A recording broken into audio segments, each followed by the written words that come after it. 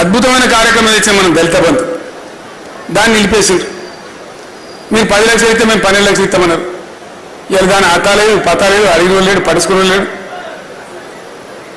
అని ప్రతి వాళ్ళు అందరి కోపమస్తున్న కారణం ఏంటంటే ఒకరిని కాదు, యావత్తు తెలంగాణ సమాజానికే మోసం. గీత కార్మికులు ఉండి మొత్తం బంద్ పెట్టిన రంగారెడ్డి జిల్లాలో అంతకుముందు ప్రభుత్వం కలువు కాండాన్ని బంద్ పెట్టింది. ఉద్యమంలో నేను చెప్పిన తెలంగాణ వచ్చిన తెల్లారి మొత్తం తెరిపిస్తాను, బ్రహ్మాండంగా తెరిపించింది. ఇక్కడ హైదరాబాద్ వాళ్ళకి కాదు, మన ఊళ్ళలో ఉండే గౌరవ మిత్రులకు కూడా పని దొరికింది, బతికింది. మనం చెట్ల రకం మాఫ్ చేసినాం, కోట్లాదిగా ఈత తాటి వనాలు పెంచినాం. ఎందుకంటే వృత్తి ఆ కార్మికులు బతకాలని మనకు సోయి ఉండే కాబట్టి. ఇవాళ కళ్ళు డిపోల మీద దాడులు అంటే బతకనిస్తలేరు వాళ్ళని, ఎందుకో నాకు అర్థమవుతలేదు. భయంకరమైన దాడులు వాళ్ళ మీద.